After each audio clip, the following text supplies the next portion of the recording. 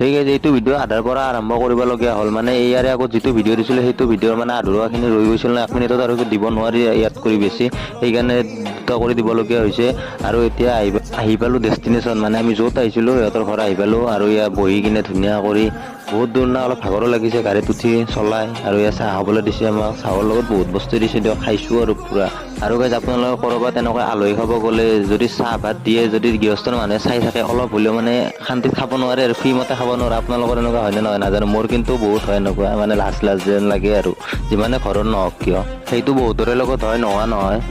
আৰু চাহ তাহ খোৱা হোৱাৰ পিছত মিঠাই ক'লে বোলে এবাৰ ওলাই যাওঁ ব'ল চকৰ ফালে মই ক'লো ব'ল বহুত দিন যোৱাও নাই এইবিলাক জাগাও অলপ চাই লওঁ এনেকৈ বোলে ওলাই গ'লো ওলাই যাওঁতে ছোৱালীও দেখিলোঁ অলপ দেৰি হ'ল আৰু ইফালে আমাৰ ভাত খাবলৈ ৰখি আছিলে